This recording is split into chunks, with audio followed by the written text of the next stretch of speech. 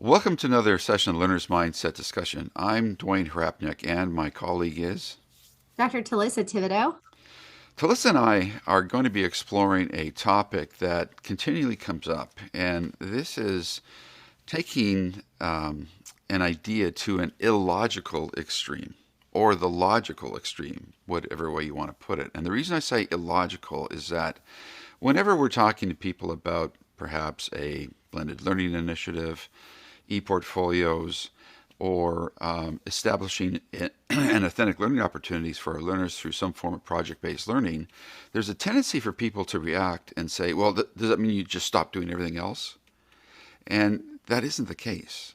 Several years ago, we developed a video that focused on this notion of a change of focus, where we asked people to step back from what they're looking at far enough to see the context of a real project.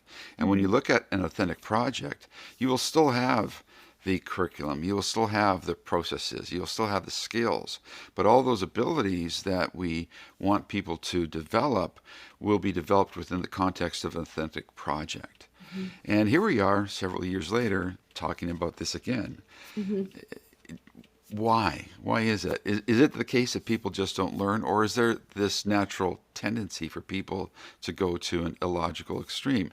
Now, to date this video, we've just come through COVID, and we are now experiencing the Ukraine war. And in both those instances, there's a lot of illogical extremes that people take things to, and everything's black and white, and there's levels of unreasonableness that have adversely impacted people. Mhm. And quite often, the true story is somewhere in the middle. What are your thoughts about this? I'm thinking that when you talk about illogical, there's another strand to this, quite possibly, and that's to be hyper focused on details and almost to the point of overcompensating. So, maybe this isn't the way to do it. If there's one size fits all approach, and I see that blended learning is this way, but I tend to focus on some of the minor details instead of really ignoring what's right in front of me. And sometimes I think it's easy to go down that illogical pathway, which is kind of maybe the opposite to the strand you were talking about initially, but then it kind of leads into it. So I think it's a common issue, and I think it may be a default method or a human, sort of a something that we do when we feel a little discomfort is we kind of retrieve back in, I mean, I've done this before, and I focus on the skill. I'm going to get really good at these few things without seeing that bigger picture. And then I realized that the bigger picture is where I should have kept my eyesight all along. And it kind of lends itself to that authentic learning environment where, if you're hyper focused on some of the skills and the competencies and the knowledge and those types of things, you're missing that authentic experience of working through issues and problems and being flexible. So I think sometimes we might be just too hyper focused on the wrong things instead of just stepping back and looking at the big picture. I think, is this where you're going with this? It is. And when you say stepping back or step back and look at the big picture, I'm starting to wonder if this is just something that is difficult for many people to do. Is it because of our education? When you're in school, you focus on the details and you're tested on the details. Mm-hmm. As uh, academics with terminal degrees, your dissertation is focused on a detail quite Mm-hmm. often. I was fortunate enough to look at a bigger picture, but it took a long time to do that.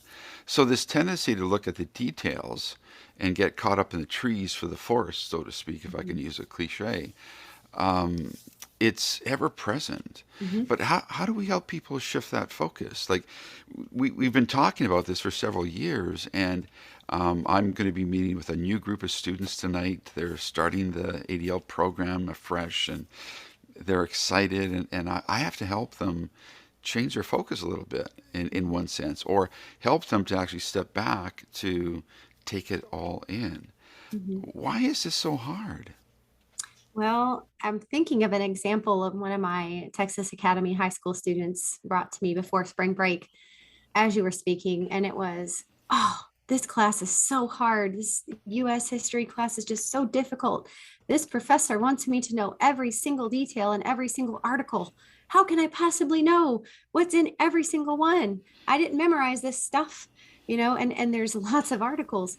So, I'm thinking of that example, and you say, how can we change this? But if the system where students are schooled is perpetuating this problem, then we have to find creative and crafty ways to think around the system. So let me just give you another example. The same high school students are involved in innovation projects and seminars, and this is something that we brought to the Texas Academy here at Lamar University. Our students are thinking of themselves as they develop their innovation projects as the lead to their project. They build a proposal, but they have to find, where do they sit in all of this innovation planning and a proposal project and carrying this out? How do other people play a key role in that process in affecting change and leading change? So I look at the two things that you talked about totally different. And it all goes back to the learning environment. What are we setting up for our learners to be able to thrive and learn and continue down the path that they want, who they want to become, and how are they going to get there? So the student that I'm thinking about that is involved in an innovation project on building a swing, an ADA accessible swing for an elementary school. It has 16 inclusion classrooms. The student is getting red tape after red tape after red tape after red tape, but push, push, push, thrive, thrive, thrive. And it has built plans, drawn out plans, met with construction folks. This is a high school student, went to the district, mapping everything out, and now jumping over other hurdles and barriers, but having to figure out who they want to be and how they want to push forward in this role. This is a political science student, by the way, political science student who wants to work with the media and wants to go to Washington, D.C. So is really kind of playing this agenda, if you will, here and working towards going after a bigger goal that everyone says is impossible, right? And so we're going to see where that goes. But think about the difference in learning here. Got to memorize what's in the articles, right, to pass this test, or got to work on a real life project that's going to impact lives, change lives, and figuring out where they are positioned in that. To me, I think what is most meaningful here, a non-US history major learning the skills and the knowledge they need to pass the test, or a political science major actually affecting change. This is a big difference for me. And so how do we get folks to shift into this, the political science major and the ADA's accessible swing goals and what this innovation project is all about is our learning environment. We have to step back and look at our learning environment and consider how we learn, how we best learn, why we learn, what is our why, what is important to us, and where are we going to go from there? And it's all about the learning environment. And the why. I had a bit of a grin on my face because I was wondering when you were going to get around to the why, the purpose. And I think that's really important. We create that learning environment as educators, but I'm starting to look more closely at the impact of society in general, because society is part of our learning environment. It is. We live in a society. And right now we have a tendency to get caught up in the details.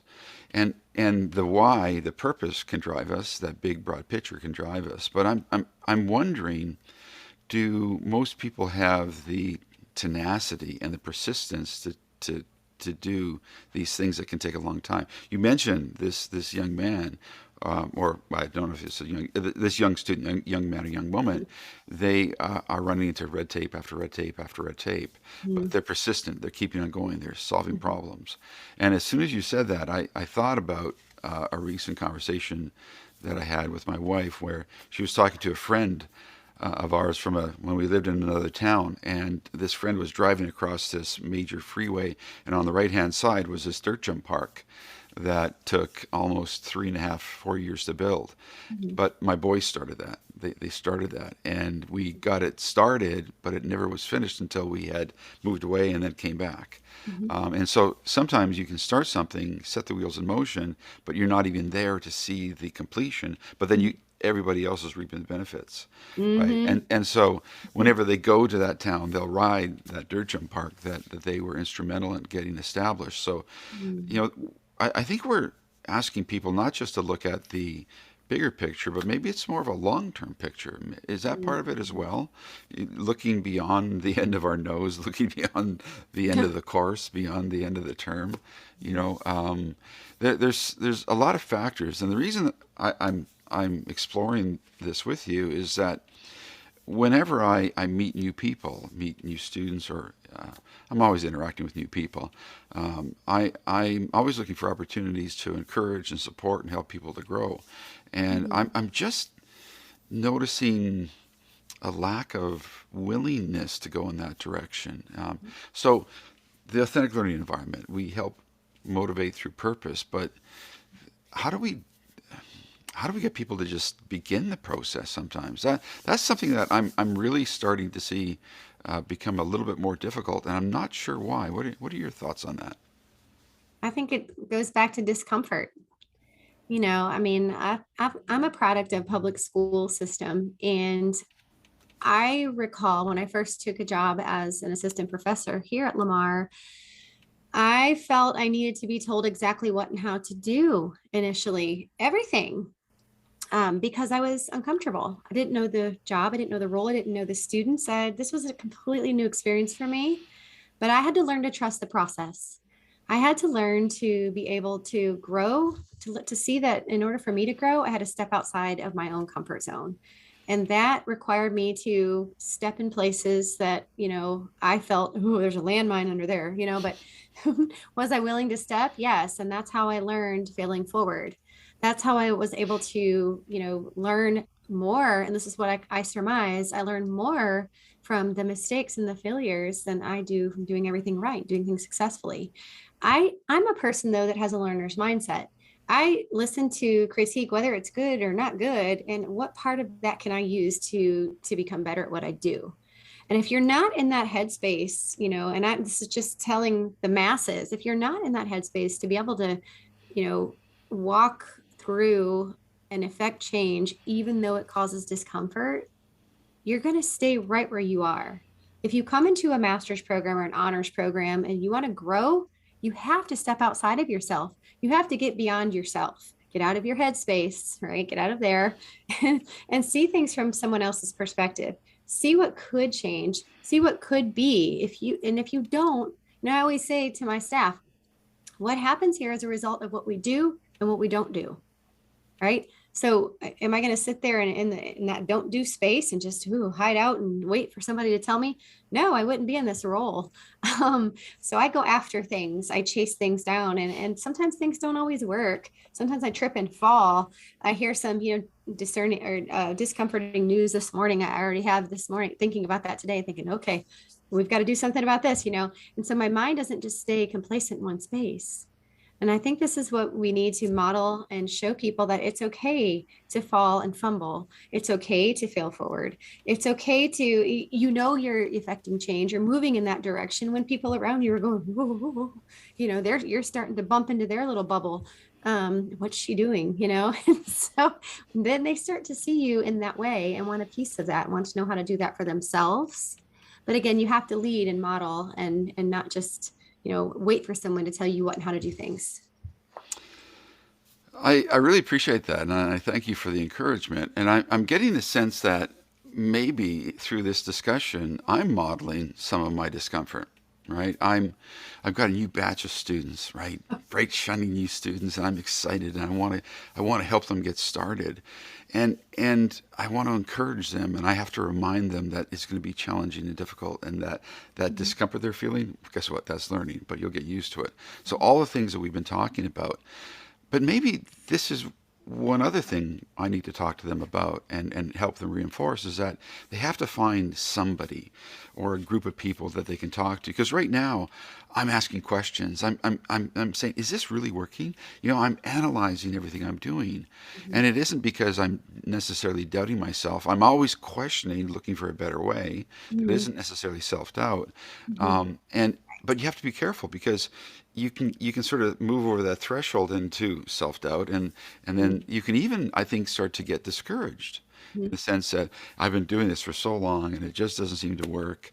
Mhm. And yet, um, last week I got an email from a student who graduated 6 months ago, and she said, I cannot believe what I've been able to do since I graduated from the program.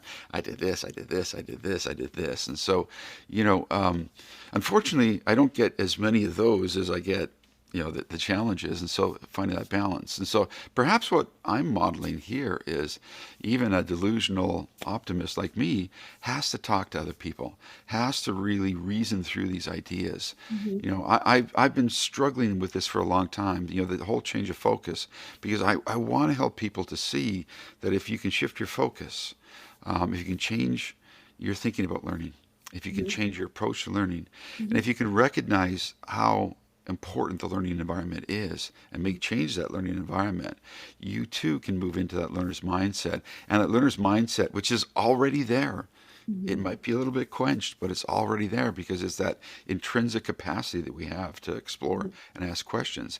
You can reignite that. And so, having discussions, reminding people you can't do it alone, I think is really important.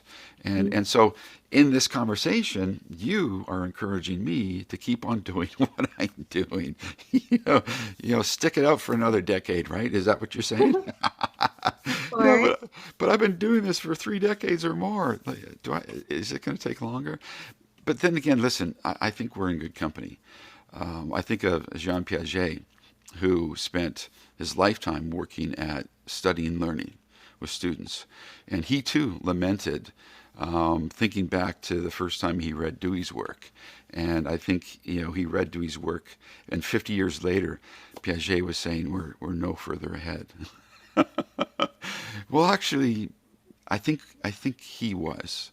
But when you're so involved in it and you're so involved with the struggle, Mhm. sometimes you don't see the progress that you have made.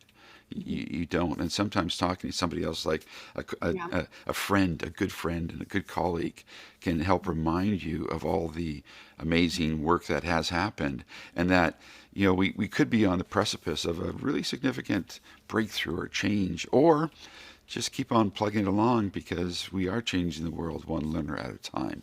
Mhm. And sometimes we need to remind ourselves of that. So, those people who are going to those illogical extremes, that's human nature. We go to those safe spaces, we And go to what we tying, know. Yeah. yeah, and tying it back to what we talked about initially, the illogical extreme. Um, Sometimes you do have to go back to the drawing board and admit that that wasn't the best idea. Sometimes you have to listen to others who see things from a perspective that maybe you don't. An outside influence, if you will, someone you respect, someone you trust. Um, and then other times it's just a matter of shifting your focus. Oh, if I just shift the learning environment, this will work. So I think that, you know, it's only an illogical extreme if you're fighting it, if you're fighting the process, right? If it needs to be redone, redo it. If it needs to be shifted, shift it. It's really a matter of being comfortable with that in your mind and not allowing fear, trepidation, and discomfort to rule you. It's kind of like who's in control here? Fear, trepidation, discomfort, or me? I'm the educator. I'm forming and molding and shaping the learning environment. What happens or doesn't happen here is because of me. So it goes back to you, right? I thought. Yeah. I think it's going to be important for me to remind this new group of students that you actually have more control over your learning environment than you think. Because quite Mhm. often, a lot of teachers in the traditional K-12 system and in higher ed, because I work with a lot of different people, really believe that their curriculum is set, everything's set. I can only do it this one way, Yeah. and yet you've got people like Theodore Sizer, who wrote the book Red Pencil, who made the argument that, well, most teachers have that secret contract, and the agreement is you do what you do in your classroom and don't tell me about it, and Mhm. I'll do what I want to do in my classroom and I won't tell you about it, and we won't check, and everybody will be okay, right? So in one sense, we can take advantage of something that may not necessarily be that good because we really do have more control. And if we are preparing our students for life, and Yeah. also not ignoring the fact we do have to prepare them for the test, and we can find that balance, they will be okay, and they will get the results they need, and the districts and the university and the credentialing bodies will all get the the test scores that are necessary to prove put the stamp of approval on it, and it will be okay. But it's a lot more work if you're preparing people for life than just for the test. Mhm. Is the additional effort worth it? Is perhaps the last question we need to address before we wrap up today. Do you think Yeah. it's worth all that extra work, all this extra angst? Is it worth it? I don't know a life without it. I'm so used to, I front load a lot of things, meaning I test the waters. I'll do focus groups. I'll experiment. Oh, that didn't go so well. For example, this year we did innovation seminars with the high school academy. Next year, we're adding leadership to that piece. And so my colleague is going to be coming in and helping out, and we're calling them innovation and leadership seminars. And this is for our Texas Academy high school students. So I'm always looking for ways to make things better. I don't ever think that I'm excellent. And if I get to excellent or think I'm excellent, I need to shift gears and make it better, or find a way to, sometimes you'll find people who say, oh, well, if it works, leave it alone. Yeah, if it works, leave it alone. But is that human nature? We have evolved hundreds, millions of years. I mean, look where we're at today. Look at the technology. Should we have left the dinosaur phones the way that they once were and just never evolved from that? That's not human nature to me. People are constantly finding ways to improve and evolve. So why should we act counter to that and say, oh, if it's good, just leave it alone. It's fine. To me, it's about you just once you traverse and you actually cross that threshold of become of having a learner's mindset, of giving your own, allowing yourself to have choice, ownership, and voice, not the learning opportunities, then the world becomes your canvas. And I'm saying this is not scripted. I'm convicted. This is what I think, right?